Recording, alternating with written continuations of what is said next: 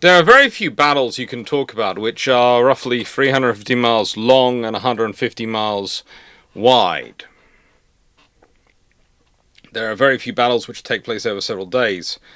The Spanish Armada is one of them. Command and control in it is a nightmare. I've already discussed Lord Howard of Effingham earlier in the year. Well, now we're going to look at the actual battle. And we're going to look at the part which is really most important to my mind, Gravelines. The last chance where Medina Sidonia tries to gather his fleet, tries to wrest control of the situation from fate and the English ravagers, and tries to actually deliver the plan which, honestly, a tactical genius would have been required to actually deliver, let alone those officials which the King of Spain had at his disposal at the time. This is an ongoing story. This is a piece of history which, frankly, should not be forgotten, because the Battle of Gravelines, it comes at the height of the operation, at the height of it. You see, after the fireships have scattered the fleet, when everything should be falling apart, but it isn't, Medina Sidonia starts to gather the fleet together off Gravelines. They're weakened, but they're not out. They're reorganizing. This is why I give Medina Sidonia more of a rating than some others do. He's actually managed to try and pull the fleet together. Yes, he is a bureaucrat. Yes, he is an administrator. No, he is not a commander, but by gum does he do his best to administrate and organize his force.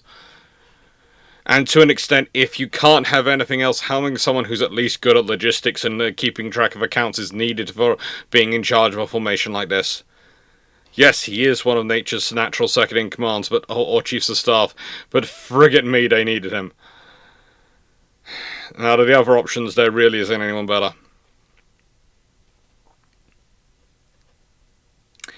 The thing is, the Battle of Gravelines comes at the point where the English have worked out that they can now get to 100 yards. 100 yards of the Spanish ships without facing much problem. The Spanish gun crews are mostly land gun crews. They have no concept of timing their fire between the waves. Yes, there are Spanish gunners who can, trust me, there are. But you have most of the gun crews aboard most of the Spanish ships are actually soldiers who really aren't as used to it and haven't been given as much practice. Their aiming is terrible, and even worse, their guns are on land carriages rather than sea carriages, which means they take forever to wheel back in and wheel out. A sea carriage is short. A land carriage is long. One has to be hitched on horses, one has to be pulled with ropes by men. There is a difference.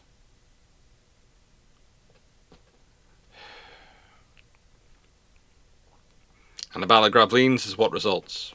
It is. But before we get into it, we should really start looking at the Anglo-Spanish War and what had been going on, and why we'd ended up in a situation where Spain had sent the largest fleet they'd ever put together to try and cause trouble, with the largest army they could put together to try and take over England. England, which at this point was not even realistically really a significant regional power, let alone the global power it would become. It had nascent capabilities. It was at the beginning of a long road of investment in infrastructure and financial speculation, which will lead it to become the power it would be, but at this point it was nowhere near that, and realistically no one saw that coming. But yes, Britain was causing that much trouble. That much trouble. You see, the Anglo-Spanish War was a small part of what was going on. There was also the 80 Years' War going on, and the 30 Years' War. And whilst the 30 Years' War hasn't yet broken out, in fact is 30 years in the future when it's happened, the issues that are going on lead to it, because we're talking about religious wars. And in this, England is kind of powerful. Because you see, the Dutch are a significant economic part of the Habsburg Empire. Significant economic part. If you remember at this point that despite their South American colonies, the Habsburgs are pretty much perennially bankrupt. Why? Because they are fighting everyone. Constantly. So Netherlands, the Dutch, who make a lot of money, are kind of a useful area you want to try and keep control of. And honestly, whilst many Dutch history books will tend to cite religious reasons for the war, I would argue that probably quite a quite a significant amount of the reasoning for war comes down to the similar war as a little bit later on, excessive taxation, and there's also the rights and privileges of the Dutch nobility and cities. So it's states' rights and taxation. Yeah, these things come up again and again throughout history, and it's so much fun when people say, no, we've evolved out of this. It doesn't matter anymore. Usually they say that usually they like to make these statements about humans evolving out of these things just before they start to be a problem again. Just a heads up. Usually the point when people are claiming the most loudly that we now understand that taxation is about supporting our fellow man, our fellow members in society, and that states' rights. People don't care about that. They move beyond that. Is usually right before you end up with a war over the subject. Just a heads up. Usually another issue comes along which really ignites the war, but those always are contributing factors which lead to instability. They provide the ground for that other thing to take root and cause an actual conflict. Because, if we consider, to use a completely different example, later one, the Confederacy. The slave owners and those who are pro-slaves could never have managed to get as many people on their side, or even got through the idea of forming an independent state if it wasn't for the states' rights issues, and if it wasn't for them, trying to claim taxation was an issue. They couldn't have done it if they hadn't had those issues to call upon. And that would have made them far weaker. If they're literally going to war, we are going to war just for slavery, to protect slavery, they probably wouldn't have got the support they did. That was the major reason why those groups of people were agitating for war, because they saw it as the only way to defend their economic livelihood, their way of existing, against the newfangled ideas from the rest of the world. But that doesn't matter. They needed those other gripes to get themselves into position. And it's the same with the Netherlands. You have religion is a big cause of it. Yes, it's the overall, but realistically, states' rights, or rather the rights and nobility and cities to run themselves, and it's not usually the states are the problems. It's usually the leaderships of the states and worrying you're interfering in their power. Should clarify that one. And excessive taxation, centralization, which again is interfering with the power of the Dutch nobility in the cities. The Reformation provides the reason to get everyone else on side. Differences of religion. This is what happens throughout history.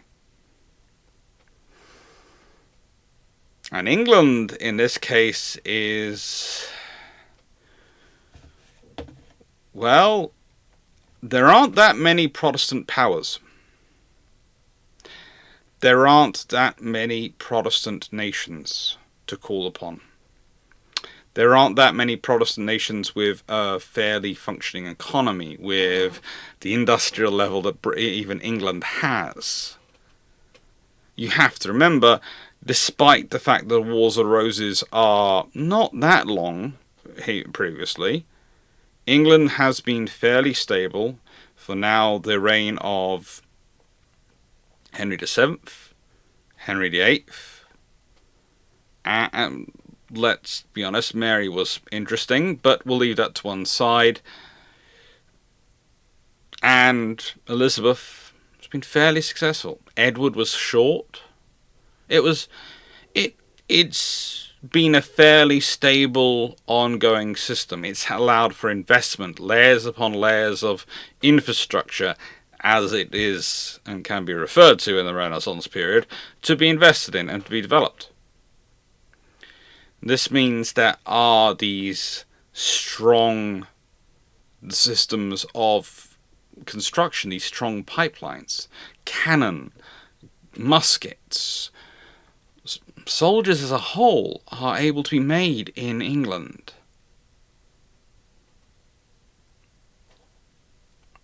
And has the other advantage, the very strong advantage. You can't just wander your army over it to it and cause trouble. You have to get to it, which means you have to organise an amphibious operation. And the thing is, the major Catholic powers that are actually interested in that sort of thing and causing that sort of problem, well, their bases are mostly quite a long way from England.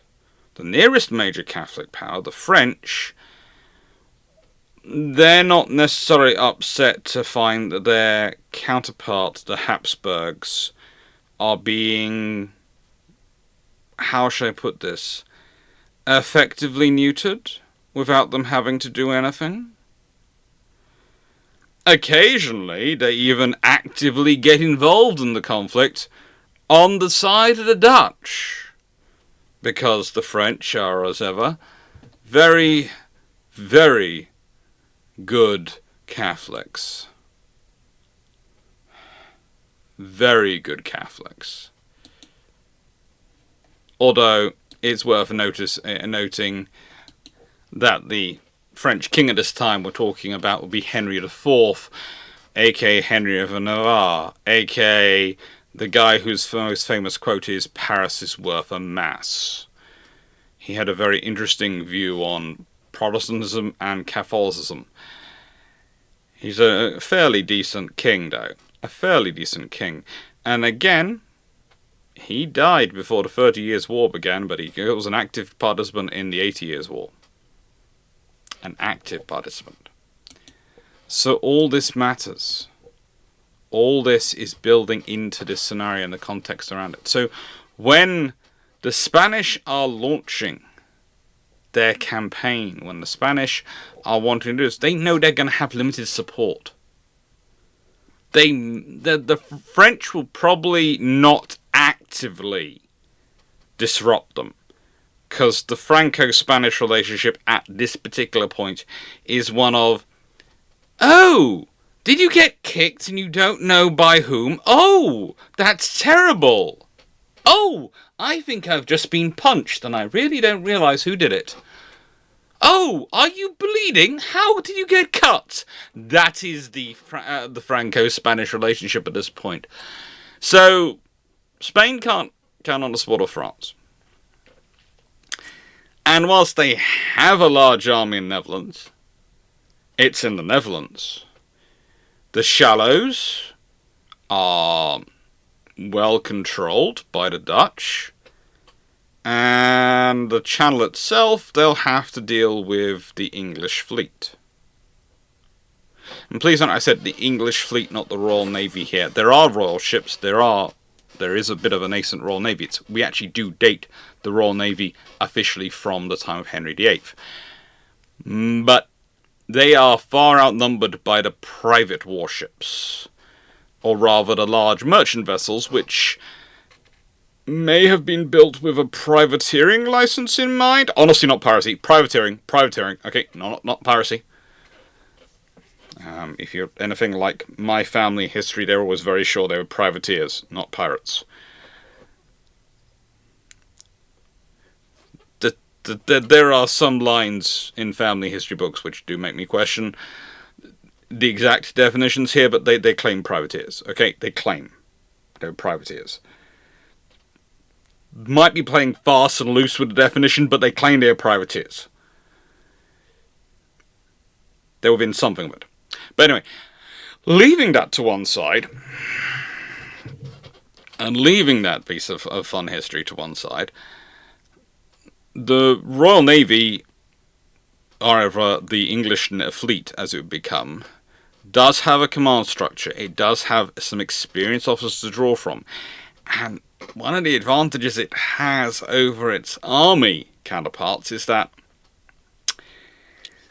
whilst some of its commanders are of course drawn from nobility, they are by tradition drawn from the nobility who actually have to know what they're doing at sea. Because the English have found that when they send nobility who don't know what they're doing to sea, they have a nasty habit of ending up dead, which is very bad for nobility. They don't like to end up dead. And again, the war's been going on for long enough that the English fleet is surprisingly well supplied and well prepared. And they've already managed to build up some experience in this round of fighting, let alone previous battles. So yes,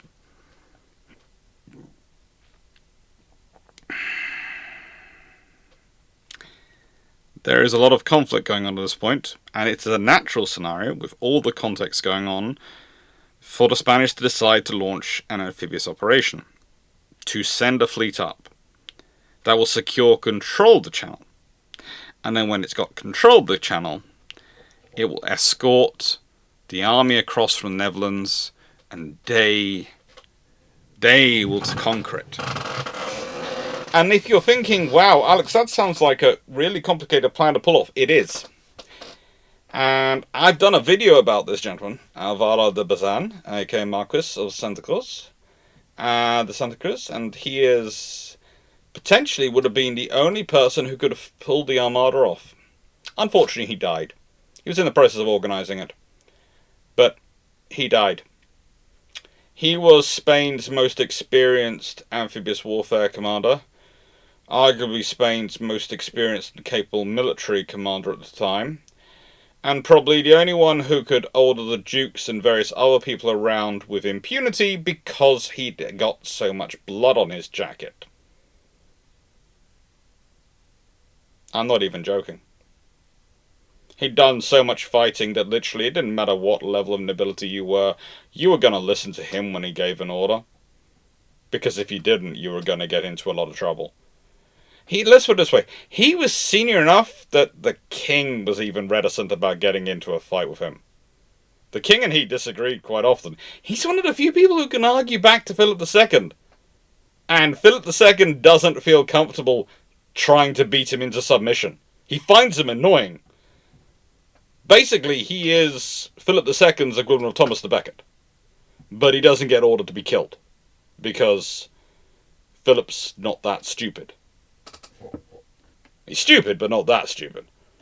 And when I say Philip II is stupid, it's because after he dies, he still carries on with a plan. He still thinks God will work it out for him. Look, I understand trusting in God, I do, but I prefer to trust in God, a 6-to-1 superiority in numbers, a 15-to-1 superiority in firepower, and a 21-to-1 superiority in logistics. I find that combination usually wins my wars for me. Anything less, I'm just not sure I'm going to be able to pull it off. But I'll give it a go, but I just can't guarantee the results. And I'm certainly not putting it all just in God. That seems to me silly when you consider the phrase, God helps best those who help themselves. Now, I realise that is an Attic Greek phraseology rather than a Christian one, but he who works his land will have abundant food, but he who chases fantasies lacks judgment, Proverbs 12:11, is not really a suitable one that roll off the tongue in this scenario, so I paraphrased the Attic Greek version. Either one works, realistically. Unfortunately for the Armada, is they were well organised, they were well administered, they were well provisioned. They were not to be well led. They were dealing with a disparate array of commanders, all of whom thought they should be in charge, And in the end, the person who was put in charge, the Duke de Medina Sidonia, was put in charge because he was an able administrator and he was the most senior noble available. So he was the only one who could order them around. Because everyone else was claiming, oh, but I have more experience. Oh, but I have more blood. Oh, but I have this and that. Again, you can understand Philip II's choice. You've got to put someone in charge and someone who they can't argue with too much. Or rather, who they have to follow the orders of. And if I put the highest ranking noble I can grab my hat, put my grubby paws on, in charge, then they're going to have to listen to him. So it works.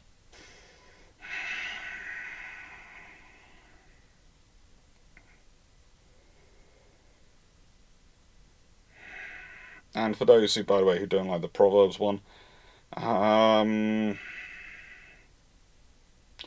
James 2:24, I think, which was, for as the body without spirit is dead, so faith without works is dead also, I think. Is it 24? Don't quote me on the number. And the reason I memorize those quotes is I teach this stuff. So, you know, it's fun. It's always fun when you rattle off the quotes and people go, "Huh? Good. Yes." You're going, "This is not new. These ideas have been passed down for generations. Do the preparation, do the work, put the effort into the infrastructure and logistics, and you'll prosper. Leave it to fate, fantasies, or just hoping God will do it for you without you doing anything else.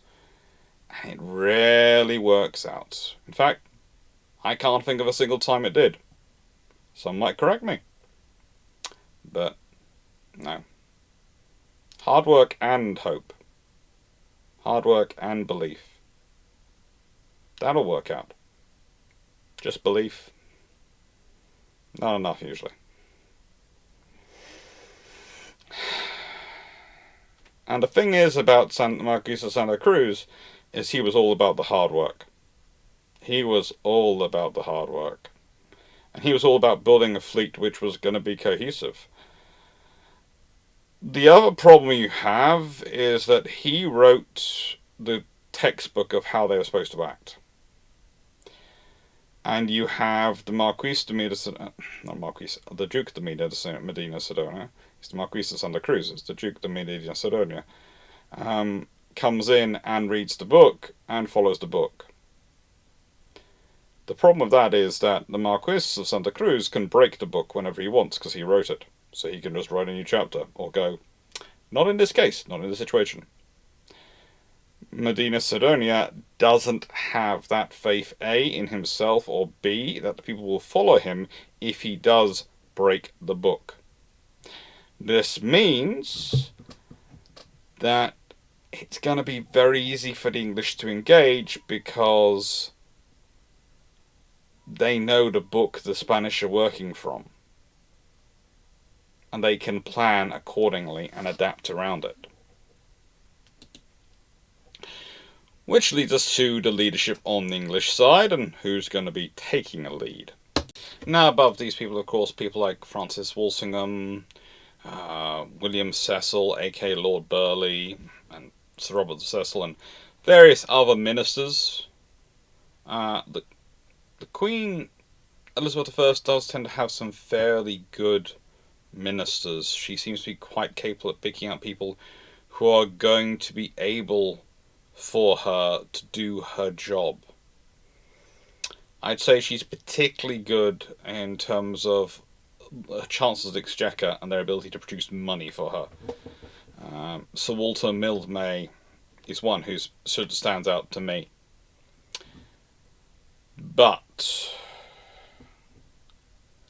what she does especially have at this point is have some capable naval officers. This gentleman, Charles Howard, 1st Earl of Nottingham. He's part of the Howards family, the branch that does naval warfare. I've done a whole video on him.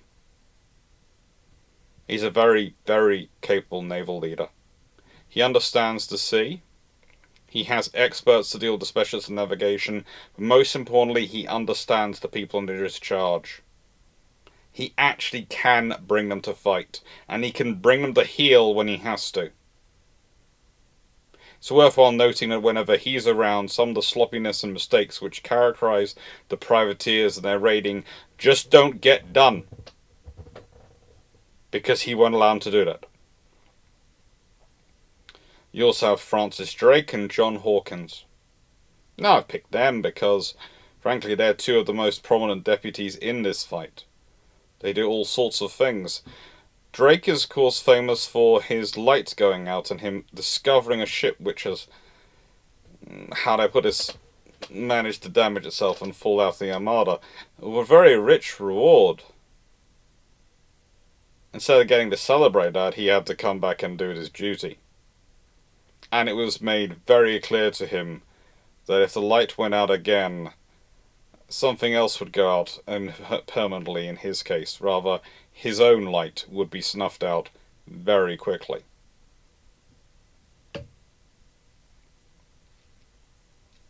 Howard has to deal with many vice admirals, many rear admirals, many people given those titles, but he is the admiral. And you won't forget it. Justinus van Nassau is a forgotten commander. Well, in the English telling of the Armada, definitely. He's the guy in charge of the Dutch forces. And he's the reason that, frankly, the Spanish army in the Netherlands is not going to play much part of this battle. Because unless his ships can be dealt with, they ain't getting anywhere. They've got flat bomb craft, and to get out through the shallows, they need them, and his ships will smash them up. So the Duke de Parma, he ain't moving. He is not moving until they are moved out of the way. This is a group of professionals. They have been fighting, they have been conducting their roles for many, many years. They know what they're doing. They will mostly do what they're told, and they will work cohesively.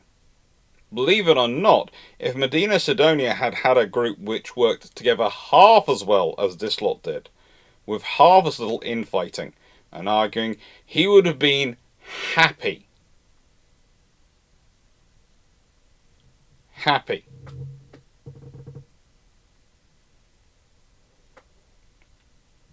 But that wasn't the case.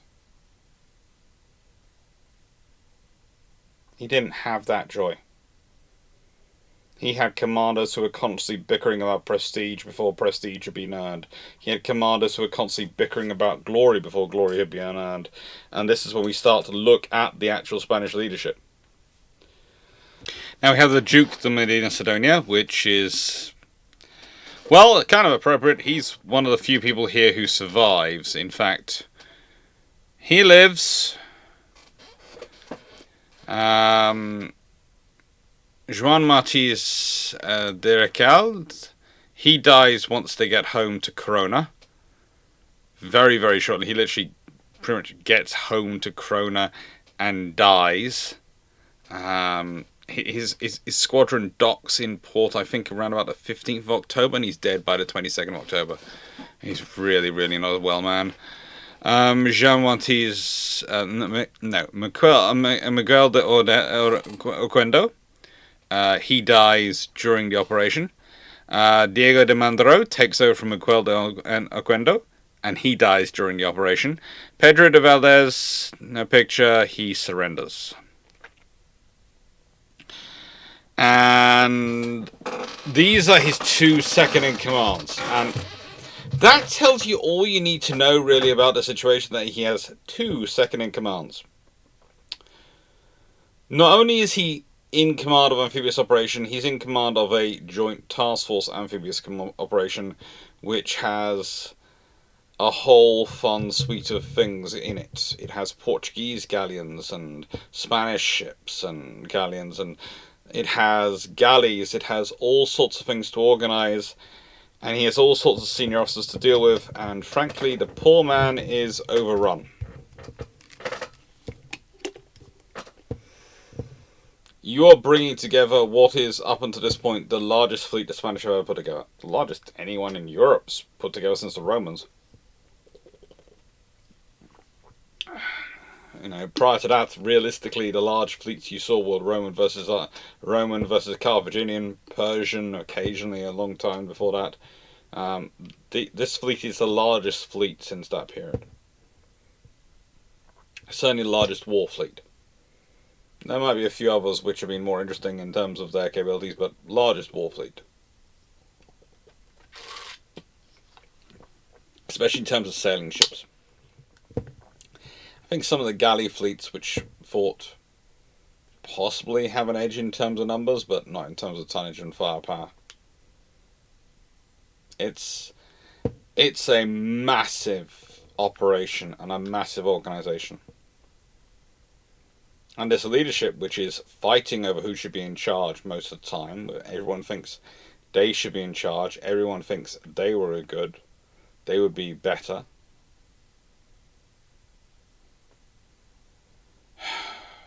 That's a nightmare. Joan Martínez de Recalde is technically appointed Admiral of the Fleet, which would spearhead, under second in command under Medina Sidonia. And he decided to command from what was considered the vice flagship of the principal squadron, and to be second in command of the entire fleet.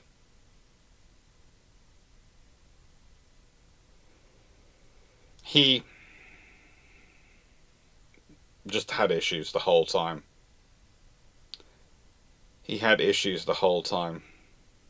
In fact, neither of these officers would have achieved command if anything had happened to Medina Sidonia. They might be the professional sailing officers, but there's Alonso Martinez de Livia de Roja along, who is a distinguished Captain General of the galleys of Sicily, Captain General of the Cavalry of Milan, and he is the person who would succeed if anything happened to Medina Sidonia.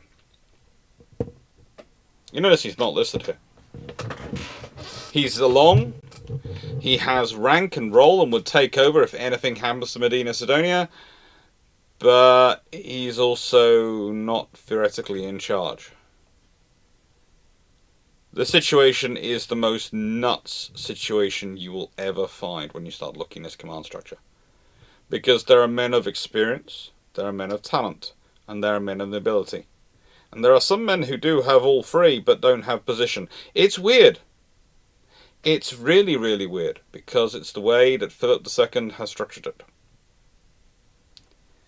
I don't think he was really behaving, and I've just remembered another quote which I'm going to bring up, and I think this is another one from Proverbs. Horse is made ready for battle, for a day of battle, but victory rests with the Lord. Many take that as meaning, and I think Philip II probably took it as meaning, that God grants victory. Forgets the point of making the horse has to be made ready for the day of battle first. I think that's Proverbs 21 somewhere, I think. But, it's these... Why am I bringing these points up? Well, because one of the people involved in one of the high commands here runs his government according to what he believes God has ordained he will achieve. And unless he has people underneath him who literally have the ability to be able to tell him, no, that is silly, we're going to do this properly, he can get away with us. And the trouble is, none of these people can tell him that. The person who could tell him that is dead. The person who had been telling him that, and was the only person who could run this and probably bring it to success, because, well, if he says you're my second in command, you're his second in command. Medina Sidonia says, well, you're my second in command, you're my senior admiral, but if anything happens to me, he takes over. because that's what Philip wills it to be. And I'm going to listen to him because he's a fellow noble, and this is how Philip set this up, rather than you. And yet you're going to have you're going to have a lot of the job of enacting all this policy, but you're not going to be involved in creating it. But even though you're the expert, this is the issue. And these men die a lot. The thing that's often forgotten about the Armada is the sheer amount of damage it does to Spain's ability to effectively organise their fleet for a generation or more by wiping out a generation of senior officers who actually could have done do their jobs. It really does devastate them.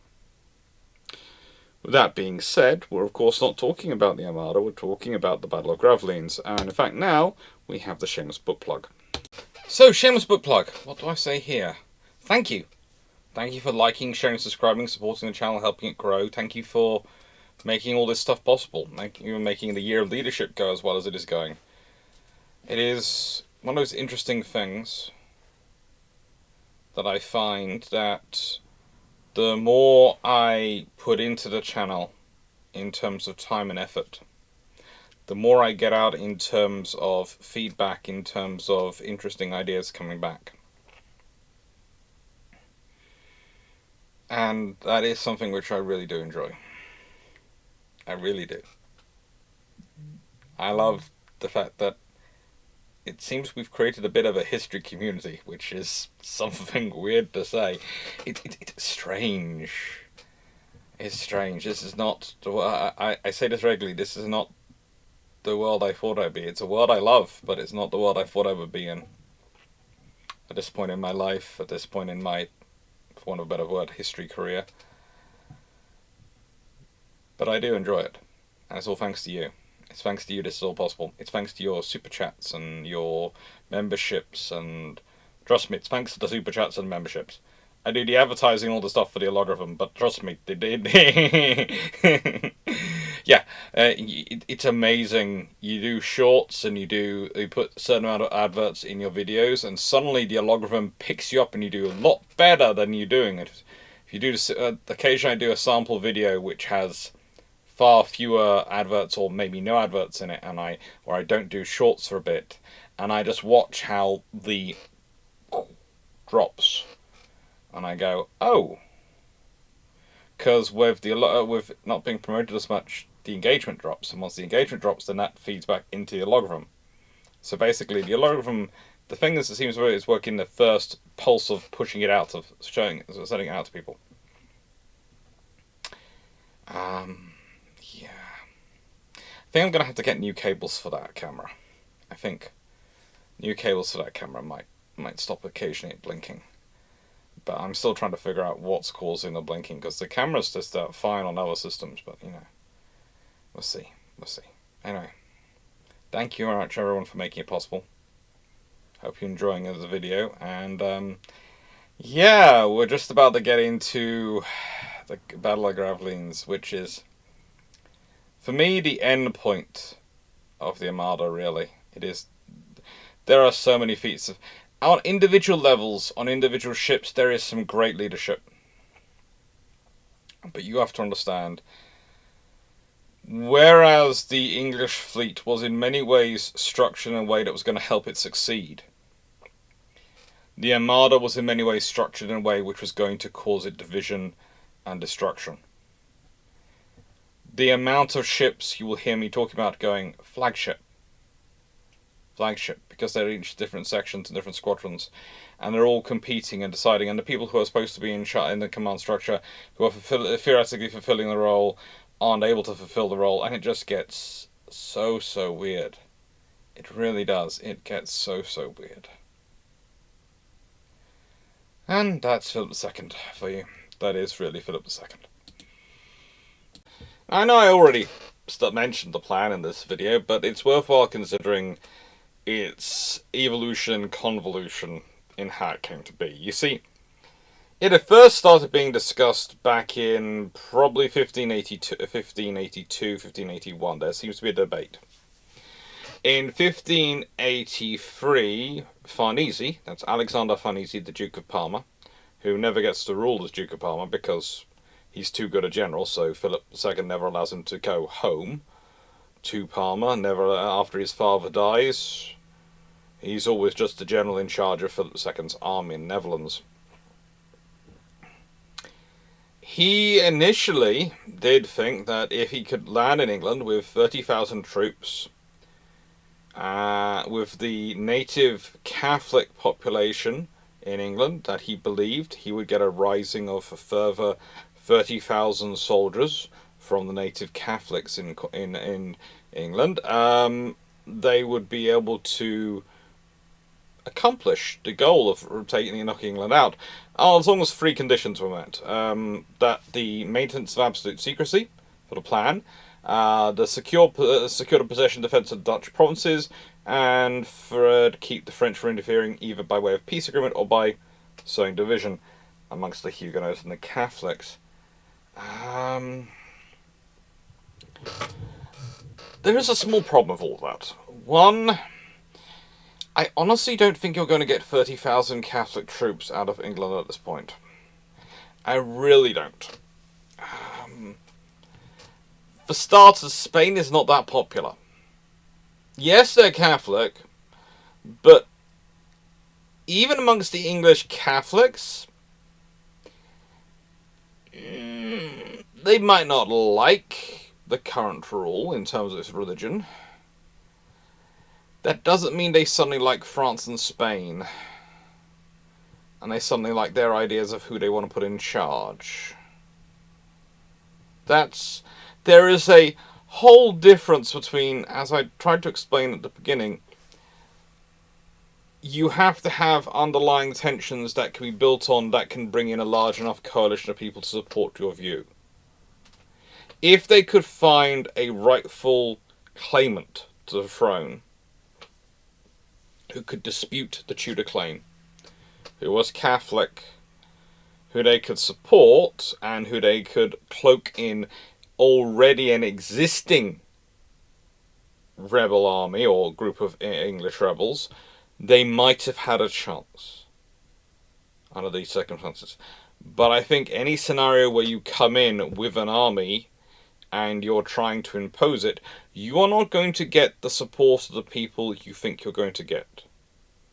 The major Catholic lords in the UK, Arundels, etc., at this point, Norfolks, they're not going to do it for you. They're interesting. Their loyalty is sometimes suspect, but unless you have someone who's a viable candidate that you can cloak an army around, you're in trouble. And whilst you could point to Mary Stuart, she certainly has a claim, but she'd already proved herself pretty bad in Scotland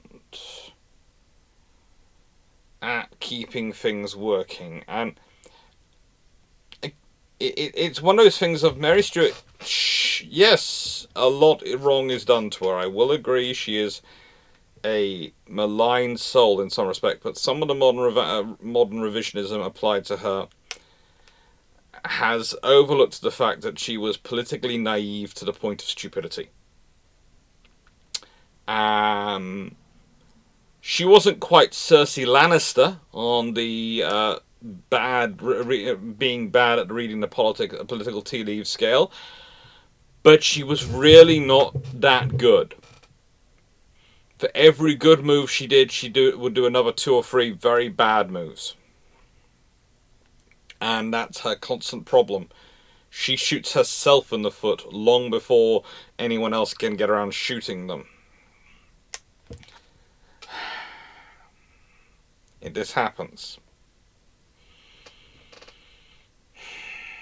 So realistically, that's not a plan.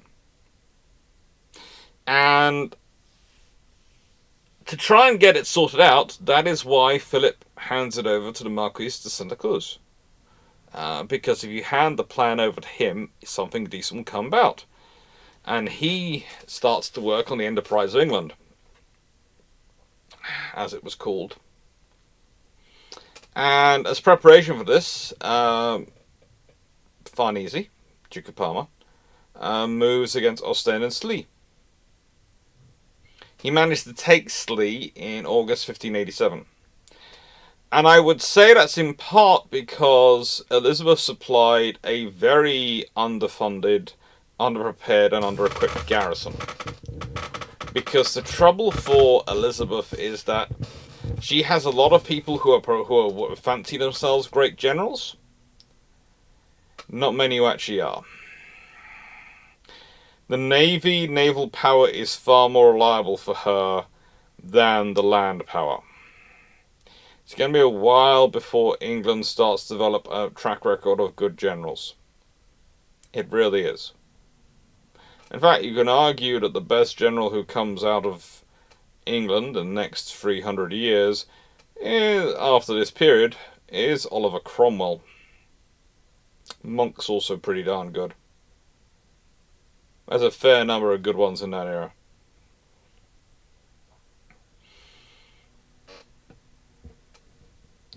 But, life happens.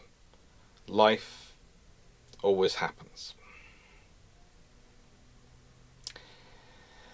The big problem was that Parma's troops would be crossing the channel in what were barges. They were flat-bottomed, shallow craft, and they were certainly not fighter warships, they were transport vessels. And he expected that the Armada would clear out his way, clear out his path, clear out the English and Dutch ships which were blockading him in, and escort him across the channel. It's hard to say what Santa Cruz expected, but he probably had a more realistic understanding of the vessels in question than poor Medina Sidonia, who seems to have expected that Parma will fight his way out from the ports and meet him in the channel. Parma doesn't have any warships. Parma can't do any fighting.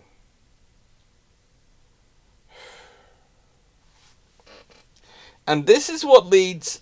The whole coordination of this is what leads to the issues of Medina Sidonia having to try and almost pull up places, park places, so that he can meet up and time it right with Parma, that Parma can be pushing out at the same time as he comes in from the back. So it's minimal amount of force. The English and Dutch forces trying to hold Parma's army back get blocked. And then once you combine Parma's army with the huge amount of troops aboard the Armada, the two together, the combined forces descend on England. And again, they hope to have some Catholic uprising in their favour. By this point, Mary Stuart, of course, was dead. But they presume they can find someone. I don't think they can, realistically, at this point. There isn't anyone who really has the necessary cachet. And again, they're going to have a large army, but the thing about having a large army is it can either fight large battles, or it can try and control a country. It can't do both. And the problem for them is that a very much Protestant Scotland might not be so keen on a Spanish Catholic-controlled England. You might have actually even got the Scots coming in. So you might have had to deal with a Scots army coming south, as well as English forces trying to annihilate you in the locals. And nicest way, I live in Cornwall now. That's where I've moved to. I do not like to think what happens to a Spanish army which decides to wander down here in anything less than full strength. Cornwall, the moors, and these places are not good areas for troops to wander through. They are great areas for ambush. They are not good areas for troops to wander through. You come in strength or you don't come at all. And the thing is, if you're sending off packets off there to there and there all over the country to do that, those packets are going to run into trouble. They are.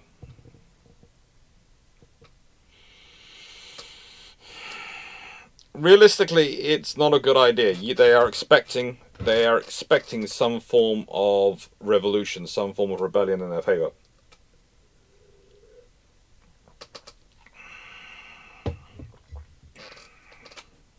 What is interesting to note is that after the Armada fails, Duke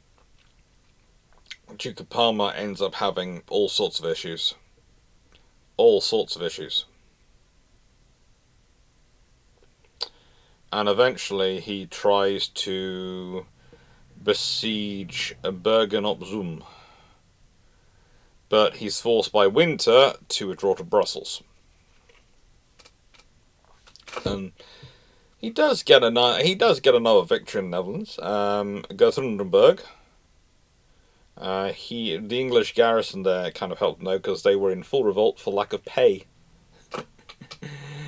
And so they offered the city to Parma in return for their pay, pretty much. So he managed to capture a city in the Netherlands because the English garrison hadn't been paid.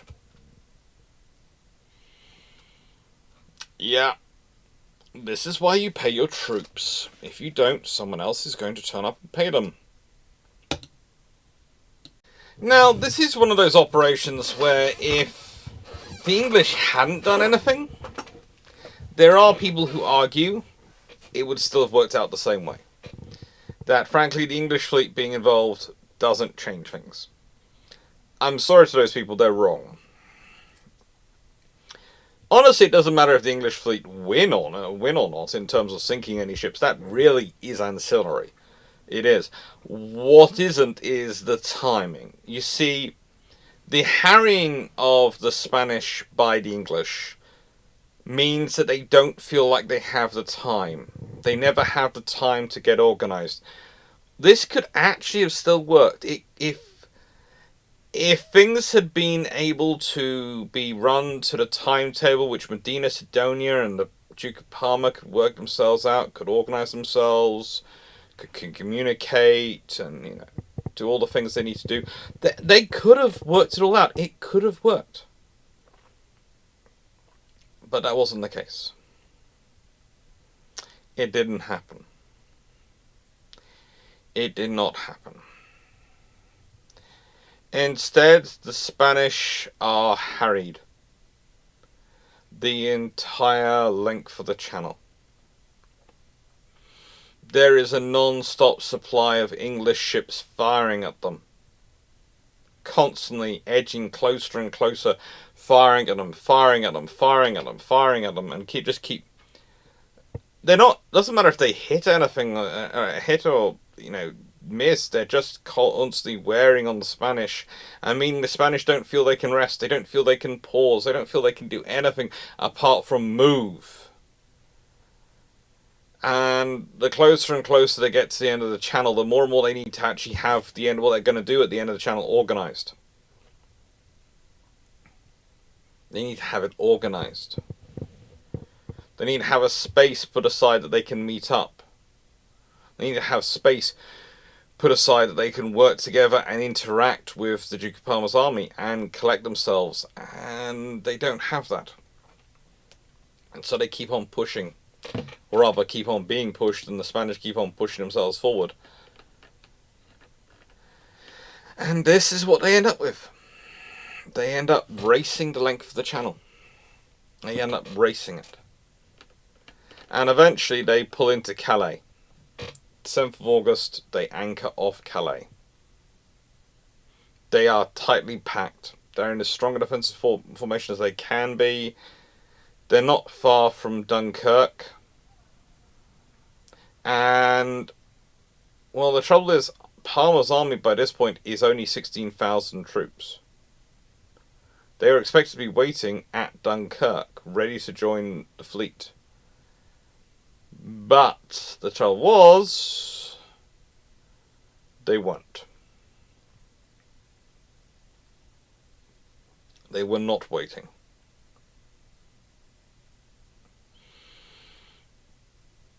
Word had reached Parma too late that his army needed to move, and that process was going to take at least 6 days, which meant they now needed to hold a position for, 6 days, probably a week.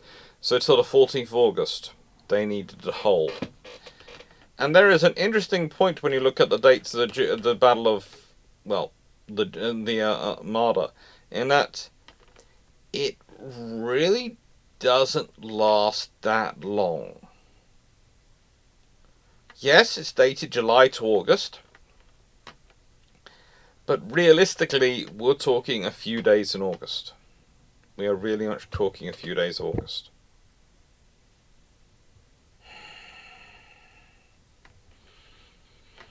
And unfortunately for them, when they parked up that night on the 7th to 8th of August, someone else also is having bright ideas. That is Lord Howard and Sir Francis Walsingham. Walsingham is trying to gather together some lovely fishing smacks and other things as quickly as he can that can be loaded with wood and flammable material to be used as fireships. But Howard is not happy with that. Howard doesn't think that's necessarily a sensible idea. That's going to wait too long. And waiting too long is not something they want to do. Edward Seymour and William Winter have also managed to reinforce Howard's squadron, and so Howard has a total of 140 ships now. And the Earl of Sussex had sent powder and shot, as well as some victuals, food, and liquid. Howard manages to persuade various people to volunteer 8 of their ships, which they have with them. Drake offers one, 200-ton Thomas. Hawkins offers the 150-ton Bark Bond, and 6 other vessels ranging between 20 and 200 tons are volunteered. They're filled with pitch, brimstone, tar, whatever they have available at flammable. Then the loaded guns and stores were all left aboard. This would add to the dramatic effect they're going boom-do. And then the English set these fireships alight and cast them downwind amongst the anchored vessels of the Armada. Now, the thing is, the Spanish thought that these might be hell burners. That is, fireships filled with gunpowder charges that were designed to go boom and cause a huge amount of trouble, like had happened during the siege of Antwerp. 3 are intercepted by small boats and towed away, but the other 5 managed to make it towards the fleet. And whilst Medina Sidonia's flagship and several principal warships try to hold their positions, the rest of the fleet cuts their anchors and scatters. And that's a problem, because whilst none of the Spanish ships are burnt, the crescent formation is now broken. The fleet is too far to the leeward of Calais to recover its position by morning, and they had lost pretty much all the anchors that every ship possessed. This meant that on the 8th, they can close the battle. And they do. And that's when we get the Battle of Gravelines. What is worse is that, well, Palmer won't learn about this till the following day, so frankly, he's no part able to help. And Medina Sidonia's forces have basically been pushed far to the leeward of Calais. There is a southwesterly wind that's, unable to makes them unable to recover their previous position, and this is why they move on to what is called Gravelines, which is a small port in Flanders, in the Spanish Netherlands at this time, close to the border with France, and probably the closest Spanish territory to England. Probably. There is a debate. There are some islands and some other ridges, and it's just... and also you have to remember, the Dutch coast is one of those permanent movable feasts. And there was someone the other day who was trying to use a Google Maps of the Dutch coast to try and estimate distances for Napoleonic Wars.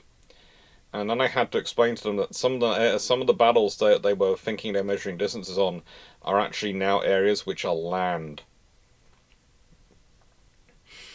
And they looked at me, first of all, like I was being insane, and then they went dull and went, oh, of course, yes. The Dutch are constantly expanding. This means their map changes more than most other nations. It really does. But in this case, Gravelines it's quite a nice little place, honestly. It's now in the northern department of France, and it's a little to the southwest of Dunkirk. It's a gorgeous place. It really is, and if you're ever in that area, I do recommend going and visiting it.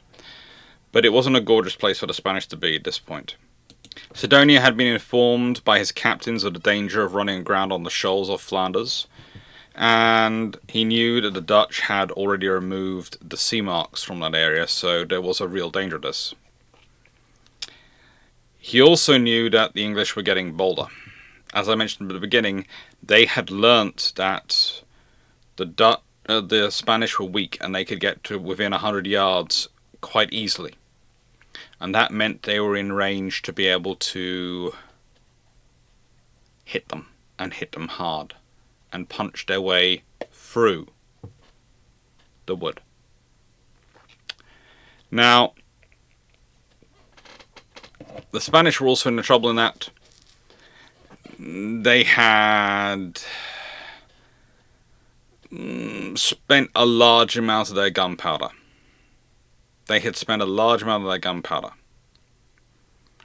And whilst the English had spent a more larger part of their gunpowder, they had got restocked to an extent. As mentioned, they got restocked. Not great. They didn't have as much powder as they'd like, but they had some more. And it was fresh powder and fresh shot. And the Spanish guns, as I said as well, were not easy to be loaded. And that the reloading position is complicated even more by the fact that even the warships are loaded to the gunnels with supplies. Everything is loaded up with supplies for this operation. And the Spanish doctrine of firing and then getting close to engage by boarding, which had worked so well at various battles, was not something the English were prepared to play. They knew they couldn't play that game. They knew it wouldn't work with them. So as Medina Sidonia is trying to gather his forces together in Gravelines and trying to bring his fleet back together into its crescent formation, which it has safety in, the English move in. They find the flagship with 4 other ships pretty much alone, and they go for them. The English first get the Spanish to fire while they're out of range, because the Spanish don't believe they're that close. And then they come in closer, firing full broadsides into the enemy ships. They maintained the windward so that the heeling hulls of the Armada were exposed so they could shoot them below the waterline. Remember the 2 things that sink a ship: a fire that can't be put out, and water coming in. If you can't stop the flooding, and if you can't put the fire out, you lose your ship. Those are the 2 things that sink ships every single time. Making holes to let air in don't sink ships. It just doesn't. Water going in, that sinks a ship. Fire that can't be put out, that sinks a ship.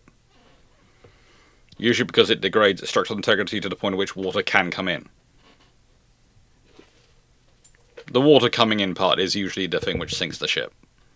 For practically the first time, the English have closed within musket range of their Spanish counterparts and are really hammering into them as hard as they can, because they know if they can knock out this core of ships which has managed to stay together, then the rest of the fleet won't be able to build up around it. And that's their plan. Basically go to wherever the Spanish start to try and form up and smash them at the early stages, so they can't reform. They can't build up their host again. It's not a great plan. It's not the plan of a war-winning genius. It's not going to be it's not an ingenious operation. It is a very straightforward, logical approach to a problem, but it's being well executed and well organized. And this is the thing: Howard, Drake, Hawkins, all these officers are working together and within the command structure. And when Howard gives an order, they do it. There's no debate. There's no demurring. There's no, but I should really be in charge. There is, you're Lord Howard. You're the Admiral. Yes, sir. They do it quickly. Now, as it carries on for roughly 8 hours, the English ships actually themselves start to run out of ammunition. Mainly because they can fire a lot more quickly than their Spanish counterparts, who are very, very slow to reload. And so they start loading other things. Chain. Random pieces of metal. Any junk they can fire. And around 1600 hours, they fire their final shots and pull back.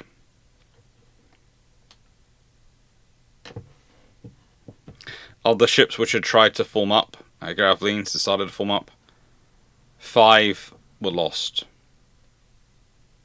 There's the 605-ton Maria Juan, a Clarke.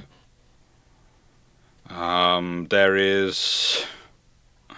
Well, it attempted to surrender, but it sunk with a loss of 275 men. The Galleass. That's basically a galley, which is also part sailing ship. San Lorenzo. The flagship of Don Hugo de Modega, which had been holed below the waterline. It tried to run aground at Calais to avoid sinking, and Howard had ordered a flotilla of ship's boats to carry her by boarding. In very succinct English style. Moncada himself was killed aboard, which was an exchange of small arms fire. A shot to the head from an arquebus is what's reported, but there's also a debate as it might have been something else. There's a lot of discussion about what actually killed him. The result is unsurprising, but it does continue on. As the Spanish forces get forced to go north, they get harried again, consistently being harried. That's what this drawing is all about. You see, they keep portraying the Spanish in their formation, the formation they kept trying to achieve, and the English Navy keep harrying them from behind, keep on pushing them, driving them. Many of the Spanish ships get lost trying to go around Scotland. Even more get lost in Ireland. Some even end up getting lost in Cornwall. It's a voyage which, frankly, the ships were not prepared for. As laden with supplies and people as they were not provisioned for this kind of distance, this kind of operation. And this is what cost me for more. This is where a generation of their officers and of their capable sailors and personnel go to die. And the result is, well, the Duke of Parma stays in the Netherlands and never gets to come to the UK, never gets to come to England, never gets embroiled in the war, which would have seen him crossing the whole country probably a few times over to try and win the battle. Now, this leads us to an interesting position, because realistically, I like to have a conclusion here. And the conclusion is fairly simple. If you're going to try and pull off impossible plans without the communication or the planning staff to do so, don't. Just don't. And for goodness sake, proper preparation prevents PISS, poor performance. Always go with the 5 Ps. Always. Don't leave it to anyone else. A higher being or whatever. Do the preparation. Do the planning. Do the provisioning. Do the organising. Do the training. And then let it go out. And I suppose if I'm going to do the conclusion, then I've got to have a question for the end, because I put a question at the end of all my videos. And the question is this, and I think it's an interesting one. What happens if, after the death of Santa Cruz, instead of looking for the Duke of Medina Sidonia, Philip II decides to lead the operation himself? It's a very unlikely scenario, but it is another option. He's looking for someone of senior nobility, and let's be honest, there's no one more senior than the king. What happens if he decides to lead himself? Does that change the outcome? Does him being the king mean that people are more organized for him? That people more likely follow as one? Probably still brings the Duke of Medina Sidonia along as his chief of staff / organizing person. But if he goes out and commands the fleet himself, does it change things? I would say it doesn't, because the whole plan is frankly strategically nuts. But it is an option. It is an option. So what do you think happens? What else have we got coming up? Well, after this video, we have got Geoffrey Hornbury, student of the Pig of War, to Naval Presence Master Extraordinaire. It is a good video. That is going to be a good topic. I've recorded a couple of times already. I'm not happy with it, but I've recorded a couple of times already. And then we've got the 12th of August video. Take care, everyone. Thank you very much for watching. Hope you enjoyed. Toodles.